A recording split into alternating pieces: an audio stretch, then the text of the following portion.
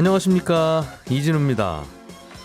주택을 팔 때 내는 세금 양도세를 계산할 때는 장기보유 특별공제라는 항목이 적용됩니다. 이게 뭐냐면 집을 오래 갖고 있으면서 거주를 오랫동안 한 경우에는 집을 팔 때 양도 차익의 일정 부분을 깎아주는 건데요. 이 장기보유 특별공제에 변화를 주겠다는 법안이 최근에 국회에서 발의가 됐습니다. 논란이 좀 되는 것 같아요. 잠시 후에 이 내용 자세하게 살펴보겠습니다. 방역 조치 때문에 영업을 제대로 못한 소상공인들에게 정부가 재난지원금을 주기로 했는데 이 지원금을 못 받는 분들이 여기저기서 꽤 있다고 합니다. 지급 기준이 어떻게 되어 있길래 누구는 받고 누구는 못 받게 되고 있는 건지 이 문제도 좀 짚어보겠고요. 미국은 보통 내 집에 살지 않으면 월세를 내지요. 그동안 코로나 위기 때문에 월세를 못 내도 쫓겨나지 않는 법안이 미국에 있었는데 이 법의 유효기간이 끝나가면서 세입자들 중에 300만 명 이상이 거리로 내몰릴 위기다 하는 외신도 함께 전해드리겠습니다. 8월 3일 화요일 손에 잡히는 경제 광고 듣고 시작하겠습니다. 중요한 경제 뉴스들을 정리해 주시는 중요한 분들 모셨습니다. 김현우 행복자산관리연구소장, 손에 잡히는 경제 박세훈 작가, 그리고 고란 경제전문기자 세 분 어서 오십시오. 안녕하세요. 네, 김현우 소장님. 예. 어제 부동산 대책이 또 하나 나왔습니다. 네, 그렇습니다. 뭔가 세금 제도의 변화가 좀 있는 것 같던데 일단 내용 정리를 좀 해주시죠. 내용이 네. 약간 복잡하긴 합니다만. 그렇습니다. 크게 세 가지인데요. 하나는 고가 주택에 대한 기준을 변경하고요. 두 가지는 양도세와 관련된 사항입니다. 지난 6월에 민주당의 의원총회를 통해서 결정된 내용이라서 9월에 본회의를 통과시키겠다라는 게 민주당 목표입니다. 아, 이미 6월에 정해진 거예요? 예, 정해졌다고 근데 보시면 됩니다. 뉴스가 왜 이제 나왔을까요? 발의가 된 거는 8월 2일자로 발의가 됐습니다. 그러니까 예. 의원들끼리 모여서 결정한 거는 아직 그 당시에는 공개가 안 됐군요. 네, 그렇게 보시면 되고요. 이게 이제 일단 세 가지라고 말씀드렸는데 고가 주택에 대한 기준 변경부터 말씀을 드릴게요. 예. 지금 고가 주택의 가격은 9억 원입니다. 이거는 이제 시행령, 그러니까 대통령령이라서 정부에서 정하게 되어 있는데 이걸 법률로 상향을 시키자. 소득세법 시행령이 아니라 소득세법에 명시를 하자라는 건데 예.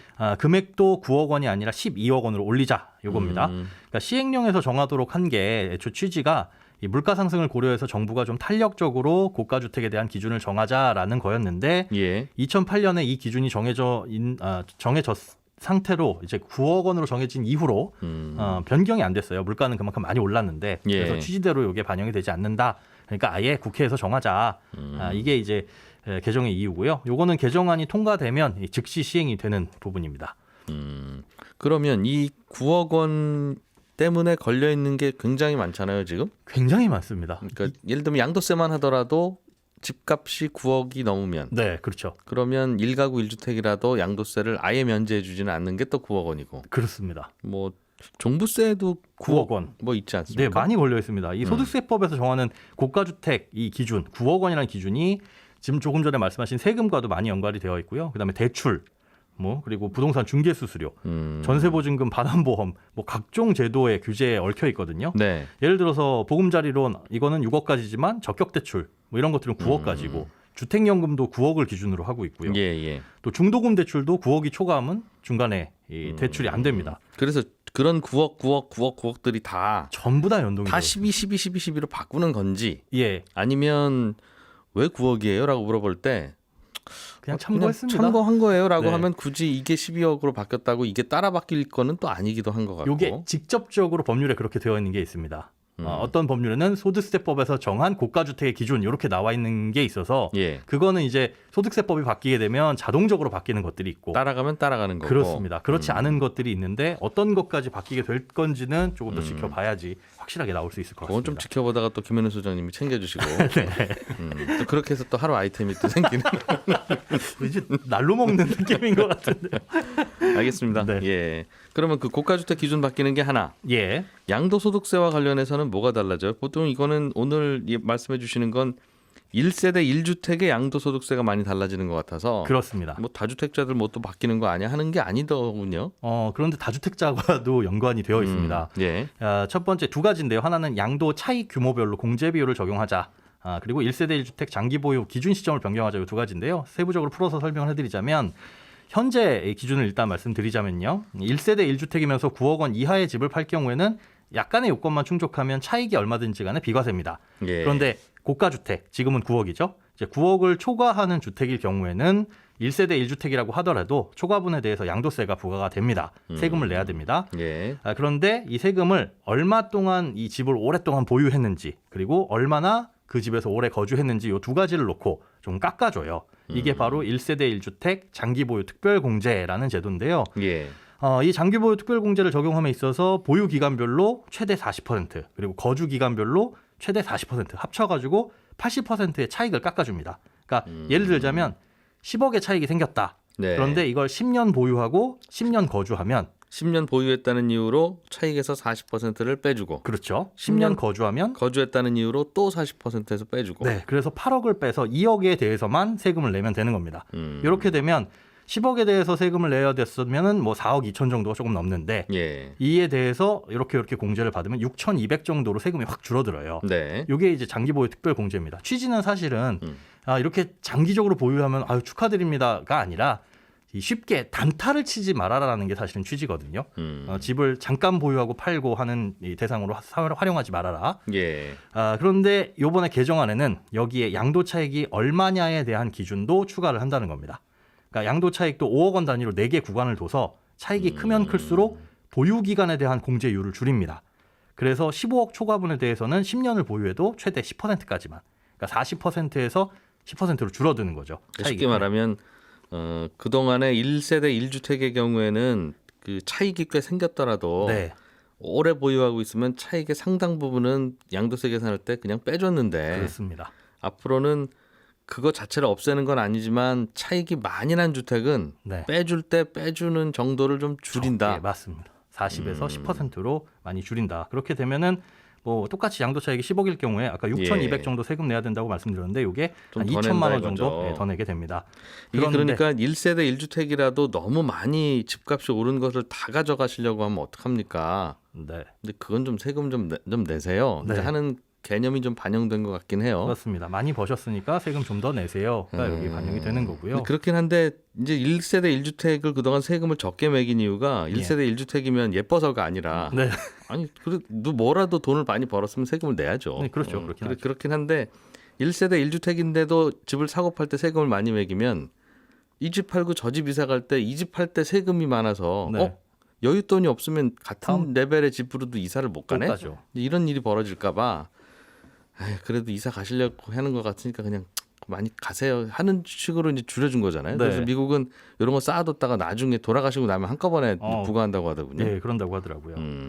그런데 이게 이제 그걸 좀 차익 바꾼다. 크면, 그래도 많이 오르는 건 너무 그렇다 좀. 맞습니다. 많이 오르는 거 이제 5억 원 단위로 4개 구간이니까 15억 초과분에 대해서 많이 걷는다. 알겠습니다. 이런 그렇게 거고요. 바뀌는 게 하나 또 있고. 예, 또 한 가지가 뭐냐면 이 장기 보유 기간을 산정할 때 지금은 기준 시점을 집을 산 시점으로 합니다. 예. 취득한 시점으로 하는데 앞으로는 다주택자일 경우에는 1주택이 된 시점으로 변경한다는 거예요. 무슨 말이에요? 그게? 자, 그러니까 예를 들어서 현재는 집을 여러 채 보유하고 있더라도 예. 10년 이상 보유하고 10년 이상 거주한 집을 마지막으로 한 채 남기고 나머지 다 처분하면 맨 마지막에 파는 그 집은 10년 이상 보유, 10년 이상 거주가 되니까 장기 보유 특별공제 대상이 됩니다. 그러니까 다주택자라도 네. 예를 들면 세 채 있던 사람이라도 네, 세 번째 집 팔고 두 번째 집 팔면 네, 그러면 이제 1주택자가 되는 거니까 그렇죠. 그 마지막 남은 집이 근데 알고 보니 10년 동안 보유했네? 그리고 10년 거주했네. 그러면 그 집을 팔더라도 네, 그 10년 보유, 10년 거주의 혜택을 그대로 주는데 맞습니다. 근데 어떻게 바뀌는 겁니까? 이제는 어떻게 바뀌냐 하면 여러 채를 갖고 있었다. 네. 여러 채를 갖고 있었으면 그 집을 언제 취득했는지 전혀 상관없고 착착착 하나 둘 팔아가지고 마지막 한 채가 남은 그 시점부터 얘가 보유 기간과 거주 기간이 적용이 되는 거예요. 그러니까 사실상 언제 취득했는지는 사실 의미가 없어지는 겁니다. 그러니까 다주택 전과 기록을 이거 전과라고 표현해야 되나? 끝까지 그렇게. 갖고 가겠다. 예, 그렇습니다. 다주택자인 상태에서 집을 보유한 기간은 보유 기간으로 카운트를 안 할 거다. 맞습니다. 그래서 요 시점이 언제냐면 2023년, 그러니까 내후년 1월부터예요. 네. 결국 이 신호는 뭐냐 하면 그 전에 처분하면 상관이 없습니다. 예. 그러니까 2022년 12월 31일까지 집을 팔면 보유기간, 거주기간 다 인정이 되니까 그 전에 집을 팔아라라는 신호 같은데. 2022년 말까지 내년 말까지. 그렇죠. 그래서 이제 물량이 좀 나오도록 유도를 하려고 하는 것 같기는 한데 문제는 지금 양도세 중과가 올해 6월부터 시작이 됐잖아요. 예. 사실 다주택자들이 이 집을 처분하지 못하는 이유 중에 하나가 양도세가 무거워서입니다. 그런데 요것 때문에 1세대 1주택 비과세 약간 장기보유 특별공제 요거를 가져가기 위해서 그 이것도 전까지 사라지는데 한다고 해서 아유 그게 사라지면 너무 큰 거니까 지금 양도세 많이 내고라도 팔아야지라고 하겠냐 과연. 그렇죠. 그렇게 이미 그렇게 선택을 할 거였으면 양도세 중과가 되기 전에 처분하지 않았을까? 이게 지금도 보유세가 많이 무거우니까 맞습니다. 당연히 상식적이라면 팔았어야 되는 건데 그렇죠. 이제 양도세율도 상식적이지 않다고 생각하는 거죠. 일반인들은. 그러니 만약에 그래서 2022년 12월 30일이 넘어서까지 처분되지 않는 집은 진짜 나 절대로 안 팔 거야라고 꽉 쥐고 있는 집이 될 수 있으니까 뭐 매물 잠김이 일어날 수도 있을 가능성도 있습니다. 이게 내년 말까지 가능하면 파세요라는 걸 하나 더 던진 거긴 한데 이게 내년 말 지나고 나면 이것 그렇죠. 때문에 오히려 더 매물이 안 나올 수도 있는데 맞습니다. 내년 말 이후에는 부동산 정책 어떻게 하려고 이렇게 딱 시한을 못 박는지는 잘 모르겠어요. 네. 그때까지 좀 집값이 내려줬으면 좋겠다 하는 거겠죠? 네, 그거에 사실은 요 법의 취지라고 읽혀집니다. 예. 복잡한데 설명해 주시니까 이제 알겠어요. 감사합니다. 그냥 집 사고 팔고 할 때 좀 간단하게는 안 되나 봐요. 그게 잘. 양도세도 너무 복잡해져서 세무사분들도 이제 양도세에 대해서는 포기하시는 분들이 계시다고 하더라고요.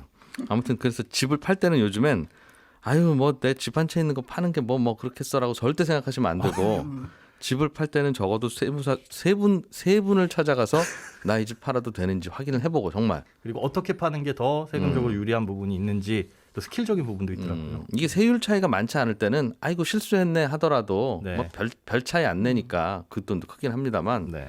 근데 요즘엔 차익도 많이 생긴 데다가 네.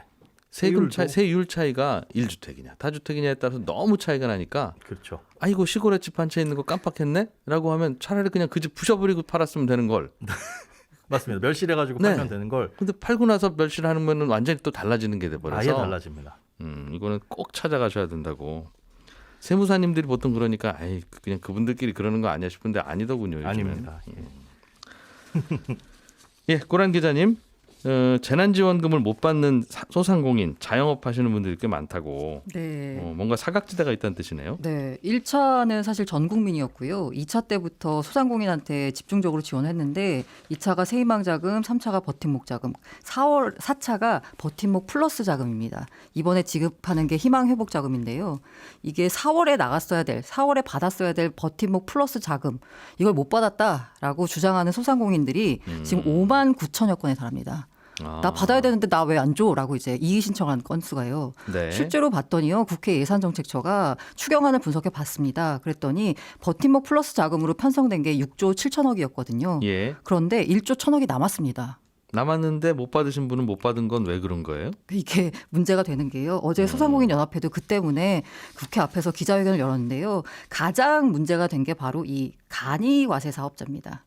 이게 사실 정부 취지가 뭐냐면요. 코로나로 인해서 실제 피해를 본 이들에게 두터운 지원을 한다는 거예요. 예. 그러다 보니까 피해를 봤어라고 입증을 해야 되잖아요. 예. 그게 바로 매출액 증감입니다. 매출액이 줄어야지 지원 여부를 결정하거든요. 예. 그래서 지원금을 받기 위해서는 2019년 대비해서 2020년 상반기, 하반기 중 한 번이라도 매출이 감소했어야 됩니다. 네. 그래서 2019년 이전에 개업한 자영업자들은 2019년과 2020년 상반기, 하반기 신고 매출액을 지난해 1월부터 11월에 개업한 자영업자들은 그해 9월에서 11월 월평균 매출액과 12월에서 1월 매출액을 비교하도록 했고요. 예. 그리고 지난해 12월부터 올해 2월 사이에 개업한 자영업자는 개업월부터 올해 3월까지 비슷한 업종의 매출액 감소율을 개별 사업체의 매출 증감으로 간주해서 지원금을 지급했습니다. 제가 말만 해도 복잡하죠, 약간.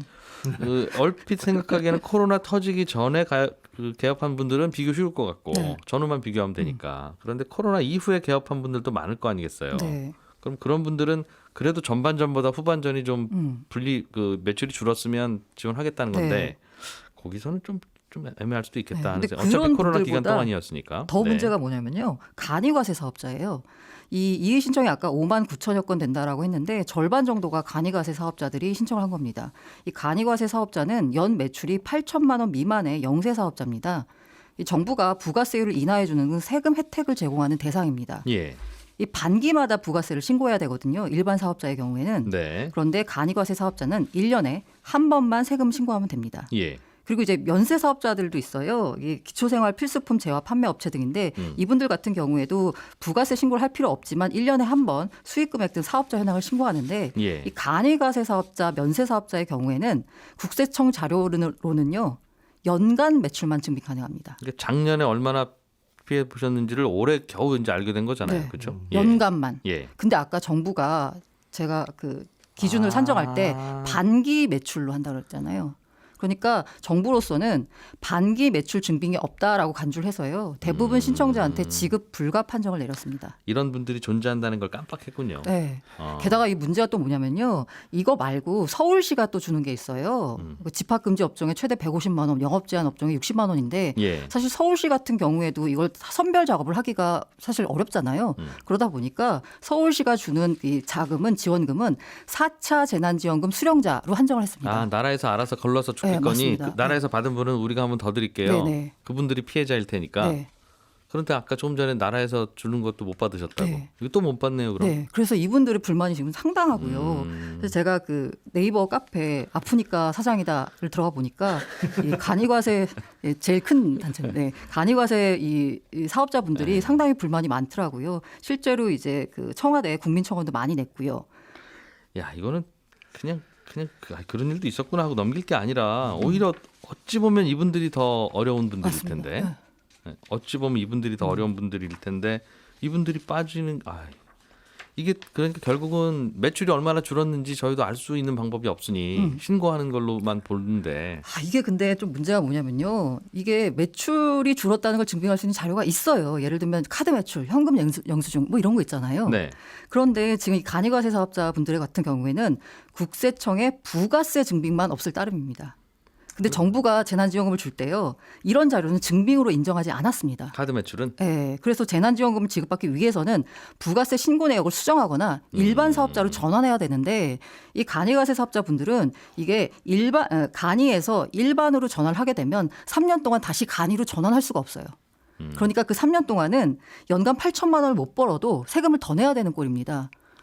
이거 줄 때 네. 그 카드 매출이라는 게 물론 모든 매출이 다 카드로 잡히지는 않지만 전체 매출의 일정 비율이 카드인 건 코로나 전이나 지금이나 비슷할 테니 카드 매출이 한 달에 30만 원 하다가 15만 원으로 줄었으면 대충 한 매출이 반 정도는 주셨겠네라고 추측할 수도 있을 것 같은데요. 그건 네. 합리적인 추측 같은데. 그래서 이게 4차 때 너무 많이 문제가 돼서요. 이번에 이제 5차 때 이걸 좀 바꿔달라라고 많이 요청을 해서요. 실제로 중소벤처기업부가 간이 면세 사업자의 경우에는 현금 영수증, 전자세금 계산서, 카드 매출액 등을 고려하는 방안을 국세청과 협의 중이다. 아직 결정된 건 아니고요. 협의 중이다라고 이제 얘기를 했어요. 그래서 아마 5차는 아마 받지 않을까 하는데 다만 중기부에서도 선을 그은 건 뭐냐면 예. 4차 지원금에 대해서 소급 적용은 하지 않겠다라고 했습니다. 왜냐하면 이걸 소급 적용을 하게 되면 또 1차 때, 3차 때 못 받은 분들이 또 약간 문제가 될 수 있기 때문에 그동안 4차 때까지 똑같이 이렇게 해서 계속 못 받았어요, 이분들은 그럼? 정확하게 그분들이 못 받았는지 일치하진 않지만 네, 이게 혹시라도 이제 못 받은 사람들의 경우는 앞으로 잘하겠다. 네, 맞습니다. 지금까지는 할 수 없고 네. 제도라는 게 하다 보면 그렇게 되긴 하는데 그래도 너무 큰 구멍을 놓쳤네요. 그래서 소상공인연합회의 주장은 뭐냐면요. 매출액이 줄었다는 걸 증빙하지 말고 그냥 다 줘라라는 겁니다. 근데 그건 또 그렇게는 안 되지요라고 하는 게 그게 한번 그렇게 물꼬가 터지기 시작하면 네네. 모든 거 할 때 다 그냥 주는 걸로 할까봐 그런 거긴 한데 알겠습니다. 그런 구멍이 있었네요. 예. 박세훈 작가님이 준비한 소식 네. 보겠습니다. 우리가 미국 세입자분들까지 걱정을 해드려야 되는 건지는 사실 모르겠어요. 뭐 인류니까 같이 걱정을 하긴 해야 되는데 네. 고란 기자님 갖고 오신 그 아이템 보면 우리 코가 석자구나 하는 생각은 들어서 네. 어쨌든 미국의 세입자들이 살던 곳에서 쫓겨나게 생겼다는 건 월세를 그동안 못 내고 있었는데 네. 그동안에는 유예를 해주다가 네. 이제는 그 기간이 끝나기 때문입니까? 그렇습니다. 이 정책을 도입한 게 작년 9월이었고요. 네. 7월 말까지가 기간이었는데 유예 조치 연장이 안 됐습니다. 인구조사국 통계 보니까 미국 전체 주택 세입자의 한 15% 정도가 집세를 밀리고 있고 예. 아마도 두 달 안에 쫓겨날 세입자들이 대략 한 360만 명 정도 된다라는 게 외신 보도였습니다. 근데 아마 밀리고 있는 분들 중에는 어차피 유예되니까 네. 혹시 이 현금 떨어질 수도 있으니 네. 낼 수는 있으나 한꺼번에 내지 뭐라고 생각하는 분들도 있을 물론 거예요. 그럴 수도 있죠. 예. 그런데 이 조치는 코로나 때문에 생긴 조치라서 그렇습니다. 상황이 좋아지면 당연히 없어지는 거지만 상황이 아직 안 좋으니까 360만 명이나 쫓겨날 수도 있다는 거잖아요. 그렇습니다. 그럼 이걸 좀 연장을 하면 되는데 네. 왜 미국은 이걸 안 이게 합니까? 히스토리가 좀 있는데 예. 작년 9월에 정부가 이런 조치를 했더니 집주인들로 구성된 단체에서 소송을 걸었어요. 이 조치는 정부의 과도한 월권이다라는 게 명분이었고 월세 못 받는 거에 대한 피해를 책임져라라는 게 실질적인 이유였는데 2심에서는 집주인 단체가 이겼거든요. 근데 네. 대법원에서 정부의 조치가 합당하다라고 판결을 내렸어요. 다만 대법원이 당시에 단서를 달았던 건 정부에서 정한 기간이 7월 말까지였으니까 네. 그때까지만 이 조치는 유효한 거고 혹시 기간을 더 연장하고 싶으면 국회에서 여야가 합의를 해라라고 했거든요. 미국의 민주당이 혼자 하지 말아라. 네, 합의해라라고 한 거고, 예. 그러니까 정부는 국회로 공을 넘겼고, 네. 근데 국회에서는 연장 만료 이틀 전에 기간 연장을 시도했어요. 여야가 민주당에서. 합의해 보려고 미국에서. 근데 공화당에서 반대를 했고, 그러다 보니 결국 원래 정해진 기간이 7월 말에 끝나버린 겁니다. 그래서 네. 공화당은 왜 반대합니까? 명분이 뭐예요? 집세 못 내는 세입자들 사정도 이해는 하는데 네. 반대로 그럼 집세 못 받는 집주인들의 어려움도 생각을 해야 되지 않겠느냐라는 겁니다. 근데 이게 좀 아이러니한 게 있어요. 미국에서 월세 미납률이 높은 게 남부 지역인데 이 남부 지역에 공화당 주지사들이 대부분 집권을 했거든요. 네. 게다가 백신 접종도 가장 안 되는 게 바로 이 지역들입니다. 그러니까 코로나 백신 미접종자가 많아서 전염병 위험이 높은 지역에 그래서 코로나19 대책에 따른 혜택이 가장 빨리 종료될 위기에 처해 있는 거죠. 앞으로는 어떻게 되면 됩니까? 그러면 그냥 종료되면 쫓겨나는 거예요, 법대로? 이게 주마다 약간 다른데 어제 보니까 어떤 주에서는 예. 야밤에 그냥 보안관이 총 들고 가서 나가세요라고 하는 주도 있다 그러더라고요. 그렇기 때문에 일단 민주당에서는 퇴거 예. 유예 조치를 연장하는 쪽으로 가닥을 잡고 공화당하고 협의를 하겠다고 하는데 미국 국회도 지금 휴가입니다.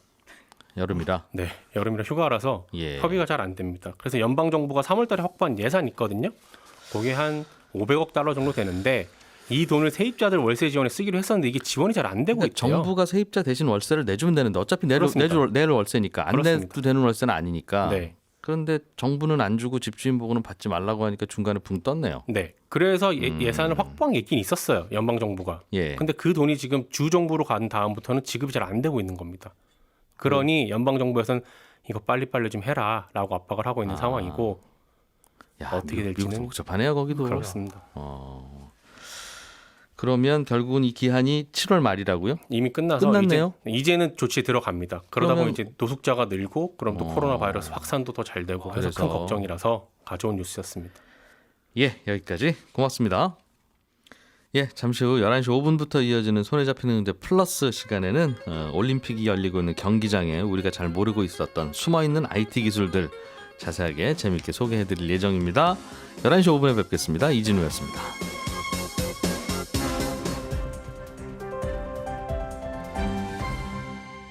경제를 생각하는 사람들의 즐거운 습관. 이진우의 손에 잡히는 경제.